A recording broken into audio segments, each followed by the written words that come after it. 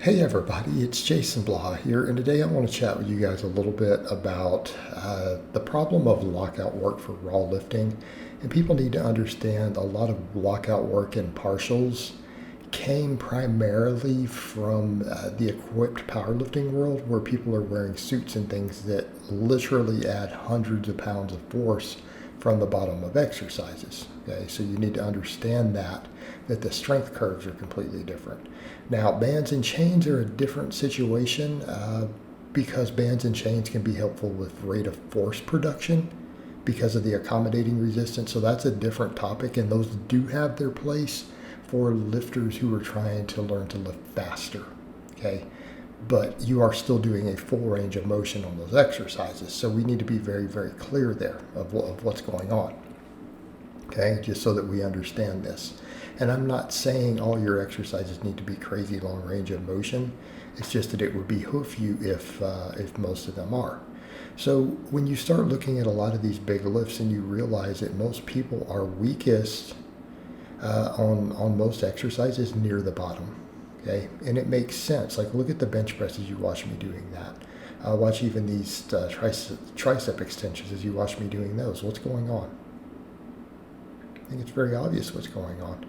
The muscles are put at the greatest disadvantage at the bottom, and there's the most mechanical tension placed on those muscles, like right here.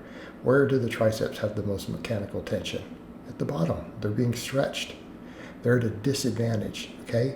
Your bench press is the same way. So people will even talk about, lockouts for tricep strength, for lockouts on the bench. But when you watch even the bench press stuff, where are you weakest? Where's your triceps at a disadvantage? At the very bottom. Okay? So working triceps, in theory, should help you at the bottom also, not just the top. What ends up happening on a bench press, which can be a little bit complicated, the bar path is affected. So weak triceps will create an inefficient bar path. Okay, because you'll try to compensate with your delts. Right? You'll compensate with your delts if your delts are stronger than your triceps. And what happens? You get a bad bar path that's harder to lock out because you don't have the tricep strength. So there's a bit of a misconception. So understanding what's going on there, it's not that the triceps themselves are a big deal. It's that you can't maintain the ideal bar path if you don't have strong triceps.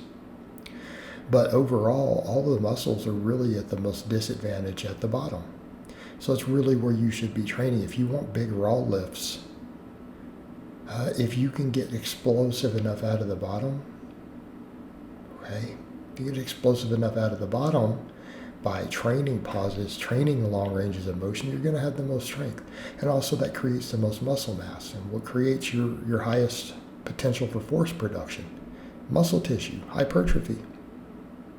Okay, this is why when you take serious bodybuilders who have really well developed muscles through their entire body and you put them on a power program, powerlifting type program, what happens?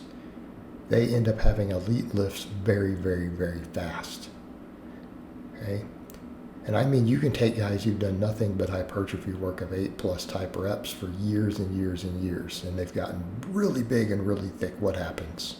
You start having them train singles, doubles, triples. Sometimes within a matter of weeks, they have monstrous bench presses. They have monstrous squats. Okay? Why? Because they have well-developed musculature if they've trained everything. The reason you see some guys, people are like, well, this guy can't deadlift and he's really big. It's like, but are the primary movers of the deadlift big? Like, what? Look at his glutes and hamstrings. If he has no ass and he's all quad dominant, that's why his deadlift isn't that great. Just because a guy's got big delts and biceps doesn't mean his whole body is jacked. He's still neglected the muscles, that move most of the weight on the deadlift. So of course he only deadlifts 500 pounds when he's monstrously big, because his glutes and hamstrings aren't monstrously big proportionate. That's why. If they are, he's going to have a big deadlift. It's pretty straightforward. right? So keep that in mind with these things. But this idea that the lockout work helps, no, lockout work usually just beats you up. And again, understand the powerlifting world. And for people who stick in the middle, I don't know that partials are the best approach either. Okay? Because is the partial taking you through the ideal position? Maybe not. I think you're better off getting faster. This is where speed work comes in. All right, now that's where bands and chains and things come in. All right, if you're weak in the very middle, figure out what muscles are involved at that weak link, sometimes a transition point. Right? Example, bench press, you're weak in the middle, work on incline a little bit. You'd be surprised what happens. Do speed benching. That's where the bands and chains come in. Speed benching. That'll help you through those sticking points. Speed squats, speed pulls against bands and chains. Right? That will help you maintain high rates of force production through those sticking points in the middle. Because you very rarely stick and lock out. Occasionally, conventional deadlift will, if the lifter has weak glutes or they're trying to use a lot of the thoracic rounding and then they have a weak back. Okay. Right? Those are individual muscle weaknesses though. And lockout work won't fix that. Okay. So if you have really weak glutes and you can't quite lock the deadlift that you want to lock, do you really think rack pulls are going to fix that, above the knee rack pulls? Of course not. They don't even train the glutes correctly because it's a completely different position. See the problem there? It's not even the same bar path. Right?